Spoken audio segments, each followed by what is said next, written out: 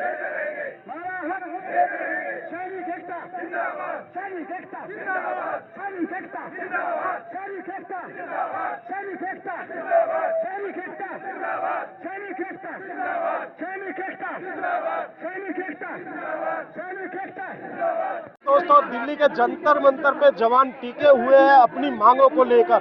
तो आज हम बात करते हैं कि जो बागपत जिला है उस क्षेत्र के यहाँ पे जवान आए हुए हैं, उनका क्या कुछ कहना है। जी सर, क्या नाम है आपका? सूबेदार मेजर राजेंद्र सिंह। जी, यहाँ पे हम देख रहे हैं 28-29 दिन हो गए जवानों को लगातार अपनी मांगों को लेकर। क्या कोई मांगे पूरी हुई या ये ऐसे ही धरना प्रदर्शन चलता रहेगा? नहीं हुई है, कोई भी मांगे अभी तक हमारी पूरी नहीं हुई है। क्यों नहीं हो रही आखिर? हम इसलिए नहीं हो रही है कि हम अनुशासित हैं और अनुशासन से बाहर हम जा नहीं सकते। अगर हमारी कोई दूसरी पार्टियां होती वे उपद्रव उतारती और उनकी मांगे पूरी हो जाती है। हम अनुशासित है, अनुशासन में रहकर काम करते हैं। क्या लग रहा है यह सरकार मानेगी? मानेगी, मानेगी, माननी पड़ेगी उनको। सुनने में आया जो अधिकारी है और जो जवान है उनके भत्ते में भेदभाव किया गया। बहुत सारा ही भेदभाव है साहब।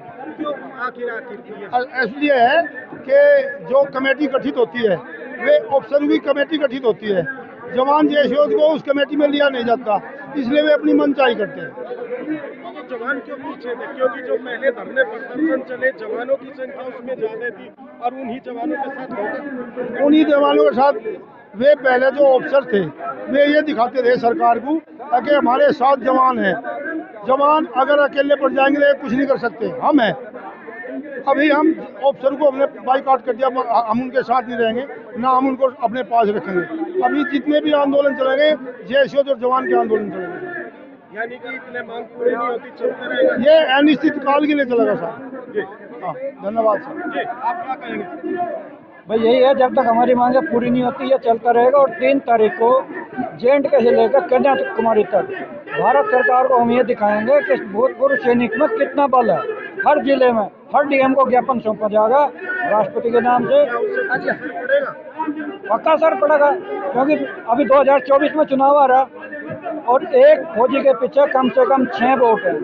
अगर देश की पूरी जनसंख्या को गिन लिया जाए सरकार तुरंत पलटी होगी, कोई नहीं रोक सकता उसको। यानी कि 2024 में झटका भी लग सकता है। 100%, 110%, 100% का 100%। काका ढिकोली से रहते बागपत है। ढिकोली से आज मैं देख रहा है कि जो जवान है कंटिन्यू कई दिन से यूपी के लोग आ रहे हैं, जिले वाइज आ रहे हैं। जी, क्या लग रहा है सरकार झुकेगी? देखो सरकार को झुकना चाहिए, सरकार झुकेगी। वो कहना आज नहीं तो कल, तो एक दिन वो गाना है उनका, आज नहीं तो कल तू मेरे प्यार को मानेगी, कदर मेरी भी जानेगी। तो आज नहीं तो कल मोदी जी फौजियों के प्यार को जानेगी, कदर उनकी जानेगी, समय को पहचानेगी।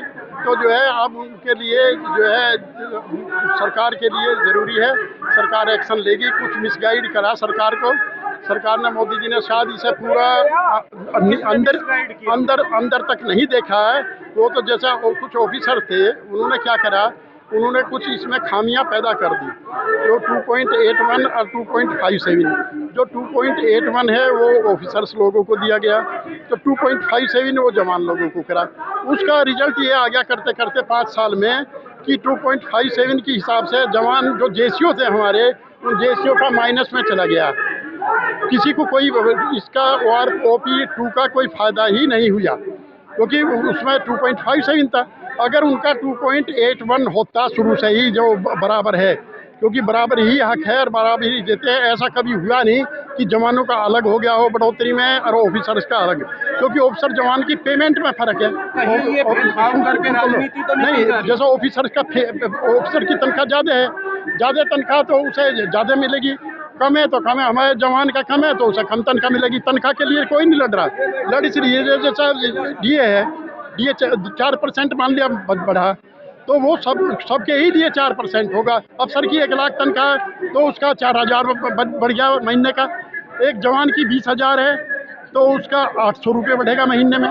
सवाल जो है अफसर की तनख्वाह से नहीं है, लेकिन जो बराबर है, DA बराबर है तो बराबर ही होता है। इसलिए जो बढ़ोतरी हुई थी तो 2.81 की सबके साथ बराबर होनी चाहिए थी। इससे जो हमारी कुछ विधवाएं नारी हैं वे बहुत घाटे में चली गई। जो जवान जैसा देखा 4-5 साल में विधवा होगी, अपंग हो गया। अब बच्चे तो उसको 4-5 साल में एक ही आदमी तो गया है, परिवार तो उसका बच्चे छोटे छोटे बच्चे, वो बच्चे को पढ़ाओगी, 11,000 तनख्वाह उसकी पेमेंट, 11,000 में बच्चों को पढ़ावेगी वो, या तो वो जो है अपना घर का खर्चा चलावेगी। आप देखो क्या चलाओगी। तो मोदी जी को ये जरूर सोचना चाहिए। अरे उनके बारे में सोचो जिनके आप हाथ धुलवा रहे, वहाँ जाके लेह लद्दाख में जाके जो सभी को कह रहे कि एक दिया फौजी के नाम जलाओ, और वो जलवा रहे। तो ऐसा दिया जला दो फौजी जी, उनका पे एंड अलाउंसेस में इसे बराबर कर दो, जो फर्क है उसे दूर कर दो, और हमेशा के लिए घर में फौजी के घर में दिया जलता रहे। क्या पूर्व जवान किसानों की तरह बॉर्डर पे आएंगे? देखिए बॉर्डर पे तो हम आए नहीं, दिल्ली में तो हम दे ही रहे, जंतर मंतर पे भरना दे रहे। आज 1 महीना 1 दिन हो गया। आज अगर सरकार नहीं मानती तो हमें फिर लगातार से धरना देना ही पड़ेगा, और नहीं तो फिर देखो सरकार जब जो हमने सरकार को, लोग बाग हमें कहते हैं अंधे भक्त, मोदी के अंधे भक्त, हम अंधे भक्त थे। अभी भी हम ये सोच रहे हैं, हमारे दिल में आज भी ये है कि शायद मोदी जी को इससे जो भेदभाव का फर्क चला नहीं, उसका पता नहीं चला। अगर भेदभाव का पता चलता तो मोदी जी शायद ऐसा ना करते। और अगर ये नहीं होता, ये नहीं, एक उससे शक होता है क्योंकि जो नेशनल चैनल है वो कोई नहीं दिखा रहा। आप लोगों के हम धन्यवाद करते हैं, आप लोग दिखाते हुए ने नेशनल चैनल, कोई भी नेशनल चैनल पे ये खबर आज लोग किसी ने दिखाई नहीं गई। क्यों नहीं दिखा रहे लोग? भाई वो इससे हमारे दिल में संशय होता है कि सरकार ने कोई उन्हें मने करी। विश्वास देखो, विश्वास के दम पे ही आदमी जिंदा है।